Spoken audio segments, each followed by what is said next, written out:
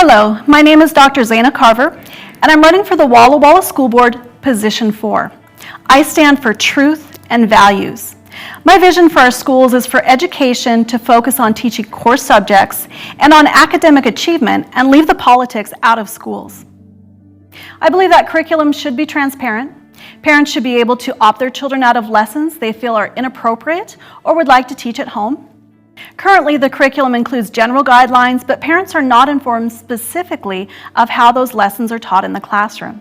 I'd like to see more transparency and respect for parents who are involved with their children's education. I'd also like children to be protected from pornographic and sexually explicit books. They could have parents sign a permission form if they are okay with their children reading whatever is in the library, but certain books could be restricted without parental permission. I think Walla Public Schools is doing a great job of caring about students. I believe teachers and staff care a great deal about the children, but if the state has bad policies that harm children and the teachers and staff believe that these policies will help children, it's really the children who suffer the consequences. Allow me to give an example. The state has mandated social emotional learning. Now, this social emotional learning is sold to the public as meeting individual students' emotional learning needs with a personalized approach. But in fact, this is rarely the case. Typically, it's the opposite. Often, it's a generalized approach to the whole class. It starts with identifying triggers and then building the lessons around those triggers.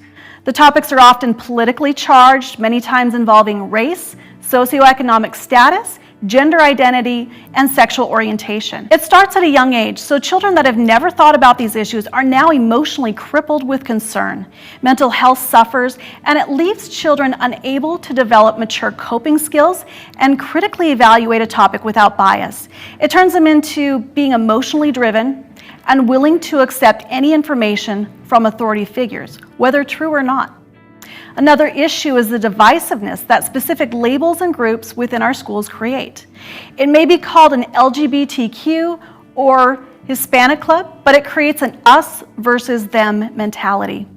The we all belong mentality is not what is practiced in schools. It has become the we all belong if you agree with us mentality. Lastly, I do not think that teachers or school staff should ever take on the role of parents, weaken or interfere with the parent-child relationship. This is currently happening with children who want to be called a different name and use different pronouns. The teachers and staff will not tell the parent.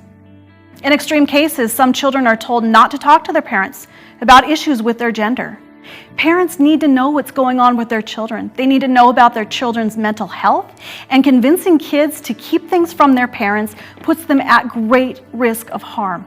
Our children need a stable and healthy future. I'm running for the school board because I don't want to see children harmed by inappropriate ideologies.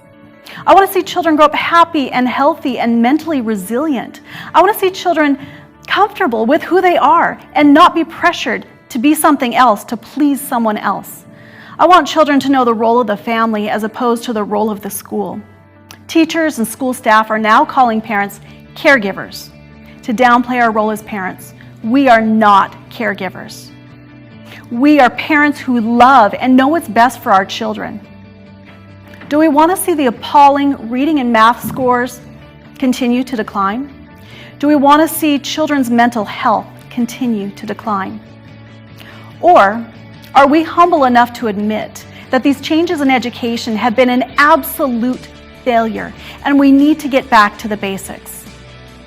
The schools, the state, the Teachers Association, and the State Board of Education will never know your children better than we do. If we do not stand up for our children now, who will?